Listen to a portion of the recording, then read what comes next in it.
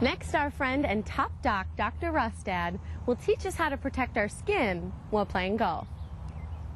Meet Dr. O.J. Rustad, a dermatologist and top doc in the Twin Cities. Well, golf is a great sport. We have a lot of patients that enjoy being out in the sun. It makes them feel good. They like to be walking. They like to be active. Unfortunately, the sun can be very detrimental to their skin. It can damage it quite intensely because people are generally out for quite long periods of time. And a lot of times people don't have the opportunity to pick the time of day that they're going to be going out. And a lot of times they pick going out when it might be peak sun, and or have heard that it was going to be a cloudy day and forget their sunscreen or their long cap, and they forget it and it's too far to go back to the car.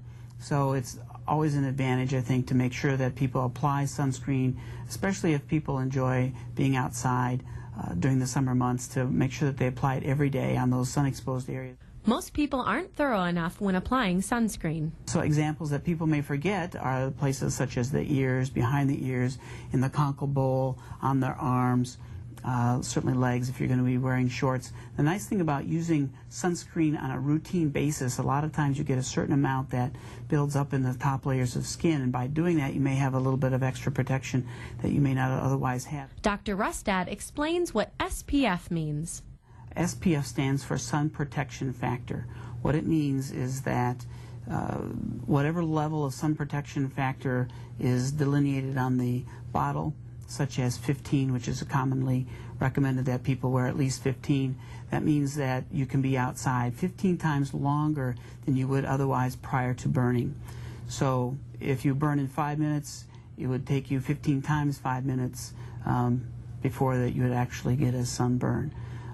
As a rule, I generally try to recommend to my patients that they not only use 15 sunscreen, but to use an even higher SPF. Look at using SPF 30, 60, and the reason being is the more protection, the better. You still get ultraviolet light.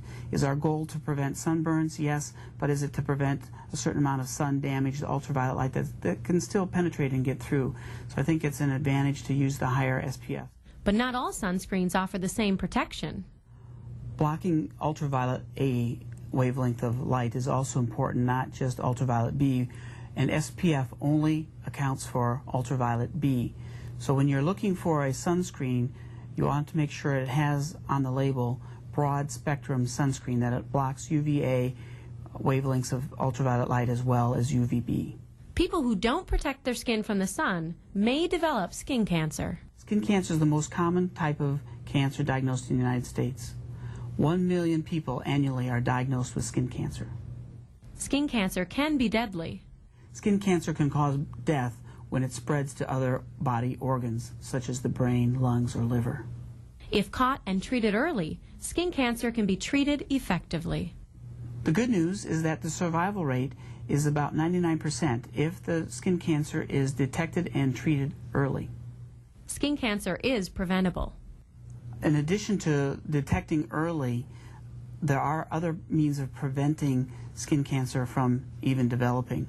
There are treatments that can be performed and or recommended, such as topical chemotherapeutic agents and or light treatments that destroy abnormally dividing cells, which can lead to skin cancer. So when should you seek medical attention?